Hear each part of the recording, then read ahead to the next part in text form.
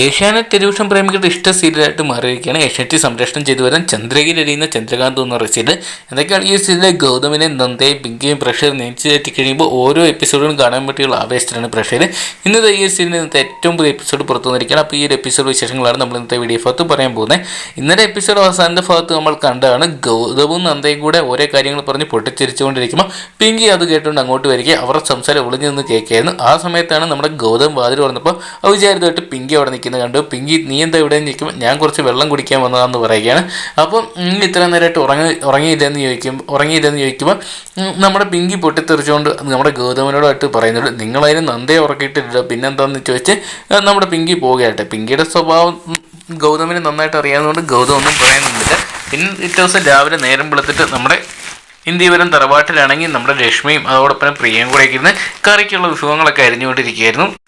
അപ്പോൾ അവരവിടെ നമ്മുടെ ലക്ഷ്മിയും പ്രിയയും പൗത്രയും കൂടി നിന്നിട്ടാണ് പച്ചക്കറി അരിഞ്ഞുകൊണ്ടിരിക്കുന്നത്. അപ്പം നമ്മുടെ പൗത്രം അവിടെ നിന്ന് മാറിയിരിക്കുകയാണ്. അപ്പം ലക്ഷ്മി പറയുന്നുണ്ട് എടി പൗത്ര നീ അങ്ങനെ മാറി നിൽക്കാതെ നീ അവിയലിനുള്ള കഷ്ണങ്ങളൊക്കെ ഒന്ന് അരിഞ്ഞെന്ന് പറയുമ്പോൾ പ്രിയ പറയുന്നുണ്ട് എൻ്റെ പൊന്ന് ചെറിയമ്മ അവളെ കൊണ്ട് അരിയിക്കുന്നതിനും ഭേദം നമ്മൾ തന്നെ അരിയുന്നതാണ്. അപ്പോൾ അവളെ കൊണ്ട് തൊടിയിക്കാതിരിക്കുന്ന നല്ലതെന്ന് പറയുമ്പോൾ പൗത്ര പറയുന്നുണ്ട് ഇനിയിപ്പം നിങ്ങളുടെ നന്ദമോള് വന്നാൽ മാത്രമേ നന്നായിട്ട് ഇതൊക്കെ പാചകമൊക്കെ ചെയ്യത്തുള്ളൂ എന്ന് പറയുമ്പോൾ നമ്മുടെ പ്രിയ സപ്പോർട്ട് ചെയ്തുകൊണ്ട് പറയുന്നുണ്ട് അവൾ തന്നെ നന്നായിട്ട് പാചകമൊക്കെ ചെയ്യുന്നത് അതിന് നീ അസൂയപ്പെട്ടിട്ട് കാര്യമൊന്നും ഇല്ലല്ലോ എന്ന് പറയുകയായിരുന്നു പ്രിയ. ആ ഒരു സമയത്ത് ലക്ഷ്മി ചോദിക്കുന്നുണ്ട് ലക്ഷ്മിയമ്മ അതായത് നമ്മുടെ നന്ദവോള് രാവിലെ അമ്പലത്തിൽ പോയതാണല്ലോ അവൾ ഇതുവരെ കണ്ടിട്ടില്ലോ എന്ന് പറയുമ്പോൾ നമ്മുടെ പവിത്ര പറയുന്നുണ്ട് ഇനി എങ്ങാനും അവൾക്ക് അമ്പലത്തിൽ നിന്ന് പോയിട്ട് വരുന്ന വഴിക്കെങ്ങാനും വാടക വീട്ടിലോട്ട് താമസിക്കണം എന്നും പറഞ്ഞ് അത് തോന്നി പോയതാണെന്ന് അറിയത്തില്ലോ എന്ന് കളിയാക്കി പറയുമ്പോൾ നമ്മുടെ ലക്ഷ്മി പൊട്ടിത്തെറിച്ചുകൊണ്ട് കത്തി കാണിച്ചുകൊണ്ട് പറയുകയാണ് ഇതേ പവിത്ര നീ മിണ്ടരുത് കേട്ടോ, നീ ഇനി അവളെക്കുറിച്ച് എന്തെങ്കിലും മോശമായിട്ട് പറഞ്ഞാൽ അടിച്ചതിൻ്റെ കാരണം ഞാൻ പോയിക്കെന്ന് പറഞ്ഞ് നമ്മുടെ രശ്മിയാണെങ്കിൽ പവിത്രയ്ക്ക് വാണിംഗ് കൊടുക്കുമായിരുന്നു. ഈ ഒരു സമയത്താണ് കേട്ടോ നമ്മുടെ അരുന്ധതി വല്യമ്മ അങ്ങോട്ട് വരുന്നത്.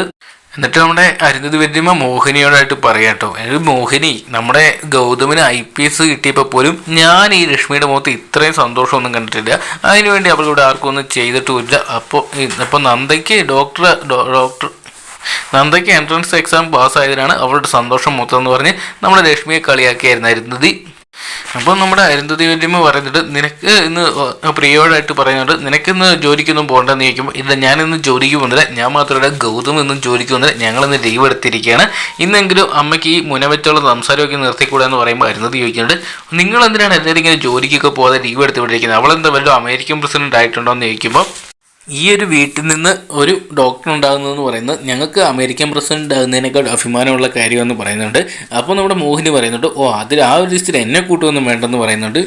എപ്പോഴാണ് നമ്മുടെ നന്ദ അങ്ങോട്ട് വരുന്നുണ്ട്. നന്ദയെ കണ്ടതോടുകൂടി തന്നെ നമ്മുടെ മോഹിനി പറയുന്നുണ്ട് നീ ഇവള് വന്നോ. അപ്പം നമ്മുടെ ലക്ഷ്മി പറയുന്നുണ്ട് മോളെന്താ ഇത്ര ലേറ്റ് ആയി, ഭഗവാനെ കണ്ടിട്ട് ഭഗവാന്റെ നിന്ന് കൺഗ്രാജുലേഷൻ വാങ്ങിച്ചിട്ട് വരുന്നതാണ് ചോദിക്കുമ്പോൾ അതേ ഭഗവാന്റെ നിന്ന് ഞാൻ കൺഗ്രാജുലേഷൻ വാങ്ങിച്ചിട്ടുണ്ടെന്ന് പറഞ്ഞ് നമ്മുടെ അവിടെ നിന്ന് കൊണ്ടുവന്ന പ്രസാദം ലക്ഷ്മിക്ക് കൊടുക്കുകയായിരുന്നു. അതിന് ശേഷമാണെങ്കിൽ നന്ദ എല്ലാവർക്കും ആണെങ്കിൽ പ്രസാദം തൊട്ട് കൊടുക്കുകയായിരുന്നല്ലോ. അരുന്ധതി വല്യമ്മയുടെ അടുത്ത് ചെല്ലുമ്പോൾ അരുന്ധതി വല്യമ്മ പറയുന്നുണ്ട് വേണ്ട ഞാൻ എടുത്തോളാം എന്ന് പറഞ്ഞ് സ്വന്തമായിട്ട് എടുക്കുകയാണ്. പിന്നെ പ്രിയയുടെ അടുത്തും പിന്നെ നമ്മുടെ പൗത്രയുടെ അടുത്തൊക്കെ ചെന്ന് നമ്മുടെ പ്രസാദം തൊട്ട് കൊടുക്കുന്നുണ്ട്. ആ സമയത്ത് നമ്മുടെ പിങ്കിയെ നമ്മുടെ നന്ദ അന്വേഷിക്കുന്നത്. അപ്പോൾ നമ്മുടെ അരുന്ധതി വല്യമ്മ പറയുന്നുണ്ട് അവൾക്ക് ഇച്ചിരിയോടെ ബുദ്ധിയും വിവേകമുള്ള കൂട്ടത്തിൽ അവൾ ഇമാതിരി പ്രഹസനത്തിലൊന്നും നിൽക്കത്തില്ല, മോളെ അവളെ അന്വേഷിക്കുകയൊന്നും വേണ്ടെന്ന് പറയുന്നുണ്ട്. അന്നേരത്തെ ലക്ഷ്മിയമ്മ പറയുന്നുണ്ട് പൗത്ര നീ പോയി പിങ്കിയെ വിളിച്ചിട്ട് വരാൻ പറയണേ, നീ ഗൗതമിന് പ്രസാദം കൊടുത്തിട്ടോ, നീ പോയി ഗൗതമിനും പ്രസാദം തൊട്ട് കൊടുക്കുന്ന പറഞ്ഞ് നമ്മുടെ ലക്ഷ്മിയമ്മയാണെങ്കിൽ പിങ്കിയെ നന്ദയെ പറഞ്ഞ് ഗൗതമിൻ്റെ റൂമിലോട്ട് വിടുകയായിരുന്നു.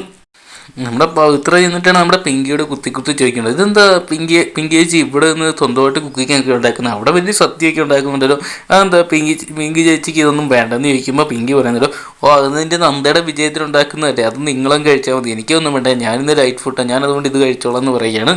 അപ്പോൾ നമ്മുടെ പവിത്ര പറയുന്നുണ്ട് നമ്മുടെ വല്യമ്മ അവിടൊപ്പം എൻ്റെ മഹേശ്വരൻ വല്യച്ഛനൊക്കെ കഴിക്കുന്നുണ്ട്, പിന്നെന്താ പിങ്കി ചേച്ചിക്ക് കഴിച്ചാലെന്ന് ചോദിക്കുന്നുണ്ട്.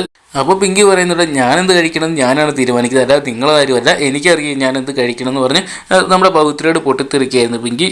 അപ്പോൾ നമ്മുടെ ലക്ഷ്മിയമ്മ അങ്ങോട്ട് വന്നിട്ട് പറയുന്നുണ്ടോ പിങ്കിയോടായിട്ട് പിങ്കി നീ എന്തിനാ ഇങ്ങനെ ഒരു കുടുംബത്തിൽ ഈ 2 അടുപ്പുണ്ടാക്കി പാകം ചെയ്യുന്നത് അത്ര നല്ലതിനൊന്നുമില്ല, നീ എന്തിനാ ഇങ്ങനെ ഫുഡ് കഴിക്കാൻ ചോദിക്കാൻ ഞാനിന്നൊരു വ്രതത്തിലാന്ന് പറയുന്നുണ്ട്. അപ്പം നീ കള്ളമൊന്നും പറയണ്ട, നീ ഇന്ന് കഴിക്കുന്നില്ല ഞാനും കഴിക്കുന്നില്ലെന്ന് ലക്ഷ്മി പറയുകയായിരുന്നു. അപ്പം നമ്മുടെ പ്രിയം വന്നിട്ട് പറയുന്നുണ്ട് എൻ്റെ പൊന്ന് പിങ്കി നീ വെറുതെ കുട്ടികളെ പോയി വാശിന്ന് പിടിക്കില്ല, നീ വന്ന് സദ്യ കഴിക്കാൻ നോക്കണമെന്ന് പറയണം.